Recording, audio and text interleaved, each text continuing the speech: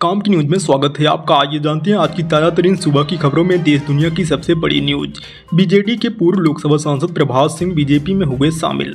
राहुल गांधी ने कहा electoral bond दुनिया की सबसे बड़ी एक्सटॉर्शन स्कीम है और नरेंद्र मोदी इसके मास्टरमाइंड। बीजेपी का आम आदमी पार्टी पर ख्याला रोड पर 2 मंदिरों का तोड़ने का बड़ा आरोप। आचार संहिता उल्लंघन मामले में सीईसी और पीएम मोदी के खिलाफ दिल्ली में हाई कोर्ट में याचिका हुई दाखिल। तिहाड़ जेल में बंद सीएम केजरीवाल से मुलाकात करने पहुंचे पंजाब के मुख्यमंत्री भगवंत मान। बताते हैं आपको पूरी खबर विस्तार में, तब तक आप चैनल को सब्सक्राइब करके घंटी वाली बटन जरूर दबाइएगा ताकि आपको सुबह की सबसे बड़ी अपडेट सबसे पहले मिल जाए। बीजू जनता दल के पूर्व सांसद प्रभात कुमार सिंह लोकसभा चुनाव से पहले चरण के मतदान से कुछ दिन पहले सोमवार को भारतीय जनता पार्टी में शामिल हो गए। बीजू जनता दल के पूर्व सांसद प्रभात सिंह लोकसभा चुनाव से पहले चरण के मतदान के कुछ दिन पहले सोमवार को भारतीय जनता पार्टी में जब शामिल हुए तो उन्होंने प्रधानमंत्री नरेंद्र मोदी के नेतृत्व की प्रशंसा की और उड़ीसा के मुख्यमंत्री नवीन पटनायक के नेतृत्व वाली पार्टी की भी आलोचना की। ओडिशा के बारगढ़ के सीट पर प्रतिनिधित्व कर चुके सिंह ने कहा कि बीजेपी के कोई गरिमा और आत्मसम्मान नहीं बचा है। आपको बता दें कि इससे पहले भाजपा के राष्ट्रीय महासचिव तरुण चुंग और अन्य वरिष्ठ नेताओं ने पार्टी में उनका स्वागत किया। राहुल गांधी ने कहा इलेक्टोरल बॉन्ड दुनिया की सबसे बड़ी एक्सटॉर्शन स्कीम है और नरेंद्र मोदी इसके मास्टरमाइंड। बता दें कि कांग्रेस सांसद राहुल गांधी ने इलेक्टोरल बॉन्ड का डेटा जारी होने के बाद केंद्र सरकार पर निशाना साधा और इस स्कीम को दुनिया का सबसे बड़ा एक्सटॉर्शन रैकेट यानी कि वसूली का रैकेट बताया। महाराष्ट्र के ठाणे में एक प्रेस कॉन्फ्रेंस को संबोधित करते हुए राहुल गांधी ने कहा इलेक्टोरल बॉन्ड दुनिया की स्कीम में कंपनियों से हफ्ता लेने का तरीका है, कंपनियों से कॉन्ट्रैक्ट का शेयर लेने का तरीका है और दुनिया का सबसे बड़ा ये स्कैम है। बीजेपी का आम आदमी पार्टी पर ख्याला रोड पर 2 मंदिरों का तोड़ने का बड़ा आरोप। दिल्ली बीजेपी ने आम आदमी पार्टी पर बड़ा आरोप लगाया कि बीजेपी ने आरोप लगाया कि ख्याला रोड पर 2 मंदिरों का तोड़ने से नवरात्र में सौहार्द बिगड़ने का आरोप है।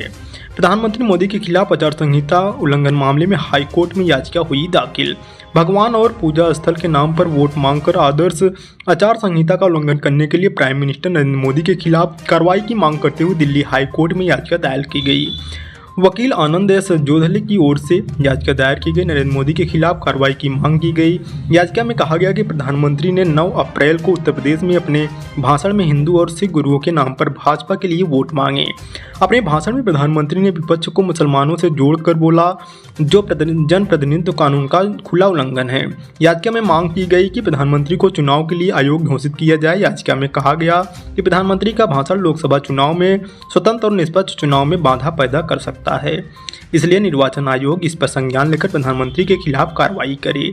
याचिका में कहा गया कि प्रधानमंत्री देश भर में हवाई यात्रा कर ऐसा भाषण दे रहे हैं जिससे एक समुदाय के खिलाफ घृणा का माहौल पैदा हो सकता है। देश भर में स्वतंत्र और निष्पक्ष चुनाव के लिए भाषणों पर रोक लगनी चाहिए।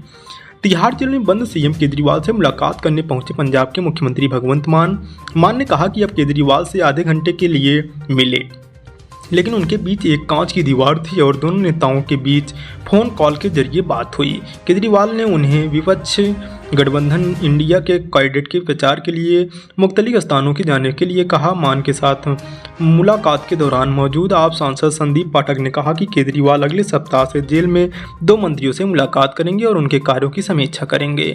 उन्होंने कहा कि जो भी कानूनी प्रक्रिया आवश्यक होगी हम उसे पूरा करेंगे। अगले हफ्ते तक जब मंत्री केजरीवाल से मिलेंगे तो सरकार उचित प्रारूप में जेल से काम करना शुरू कर देगी। आबकारी नीति से संबंधित मनी लॉन्ड्रिंग मामले में 21 मार्च को ईडी ने केजरीवाल को गिरफ्तार किया था, जिसके बाद से बीजेपी उनके इस्तीफे की मांग कर रही है। हालांकि आम आदमी पार्टी उसके मंत्रियों ने कहा कि केजरीवाल जेल से सरकार चलाते रहेंगे। इसी के साथ आज की समाचार समाप्त हुआ। आप बने रहिए हमारे साथ रोज की सुबह की अपडेट लेने के लिए।